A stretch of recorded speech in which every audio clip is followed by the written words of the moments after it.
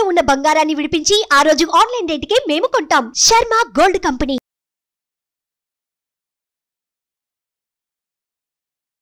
నమస్కారం గురుగారు. నమస్తే అమ్మ. గురుగారు, కొంతమంది జాతకంలో దోషాలు ఉండడం వల్ల వివాహాలు ఆలస్యం అవుతూ ఉంటాయండి.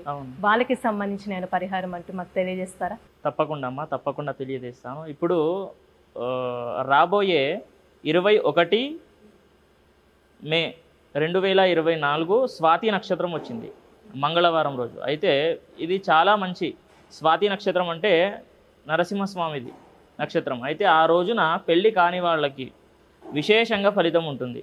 ఎన్నో సంవత్సరాల నుంచి బాధపడుతున్న వాళ్ళు కూడా ఈ నక్షత్రంతో చాలా విశేషంగా ఫలితాలు పొందవచ్చు. ఈరోజు చాలా విశేషమైనది పెళ్ళి కాని వాళ్ళకి. అయితే సుబ్రహ్మణ్యేశ్వర స్వామి వారి యొక్క దర్శనానికి వెళ్ళాలి ఆ రోజున.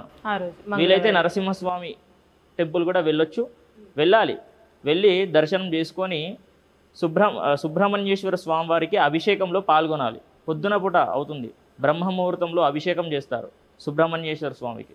ఆ రోజున వెళ్ళి స్వామివారి యొక్క అభిషేకంలో పాల్గొని అక్కడ విశేషంగా కొబ్బరికాయ తీసుకెళ్తారు, పాలు, పెరుగు, తేనె, ఇవన్నీ పంచామృతాలు కలిపి తీసుకెళ్ళాలి. ఇవన్నీ కూడా కలిపి స్వామివారికి అభిషేకంలో పాల్గొని కొబ్బరికాయ కానీ అవన్నీ కూడా కొట్టేసిన తర్వాత 108 ప్రదక్షిణలు చేయాలి. ఓకేనా? 108 ప్రదక్షిణలు చేయాలి ఆ రోజున. తల స్నానం చేశాక వెళ్ళాలి, మళ్ళీ అలాగే వెళ్ళకూడదు. అలా చేసుకున్న తర్వాత ఓం నరసింహాయ నమః ఈ మంత్రాన్ని 108 సార్లు అక్కడే కూర్చొని చదువుకోవాలి. ఇలాంటి ఫలితం, ఇలా ఎన్ని సంవత్సరాల నుండి బాధపడుతున్న వాళ్ళు కూడా ఇలా చేస్తే మాత్రం చాలా విశేషంగా ఫలితాలు ఉంటాయి. చాలామందికి అయ్యింది కూడా. ఓకేనా? ఇలా ఒక్కరు ఇద్దరు అంటే మామూలుగా చెప్పుకున్నాం. ఒక 10 మంది చేసుకుంటే 8 మందికి 9 మందికి ఖచ్చితంగా అవ్వాల్సిందే. ఓకేనా? ఫర్ సపోజ్ ఇప్పుడు వాళ్ళ జాతకంలో ఏమైనా దోషాలు ఉన్నట్లయితే కనుక, కుజ దోషము కానివ్వండి, ఇలా కాలసర్ప దోషాలు కానివ్వండి, ఇలాంటివి ఉంటే మాత్రం కొంచెం వేరే ఉంటాయి. అది జాతకం ప్రకారంగా తెలుసుకోవాల్సి వస్తుంది. ఎలా అంటే ఇప్పుడు కొంతమందికి వేరే డేట్ ఆఫ్ బర్త్ ప్రకారం అయితే క్లియర్గా చెప్పవచ్చు. అది ఎవరికైనా ఆస్ట్రాలజర్కి అడిగితే చెప్తాడు. కాకపోతే కనుక అసలు అన్నీ చూపించుకున్నాము, అన్నీ ఎక్కడెక్కడో తిరిగాము, ఆస్ట్రాలజర్ చూపించాము, జ్యోతిషం అందరికీ చూపించాము, కానీ నాకు పెళ్ళి అవ్వడం లేదు అంటే ఇది చెయ్యండి, చాలా విశేషంగా ఫలితాలు ఉంటాయి.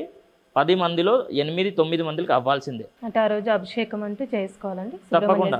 స్వాతి నక్షత్రం మంత్రం అంటే చెప్పాను కదా, సుబ్రహ్మణ్యేశ్వర స్వామి దగ్గర ఓం సుబ్రహ్మణ్యేశ్వరాయ నమః అనేటటువంటి మంత్రాన్ని కూడా మనస్సుతో చేయాలి.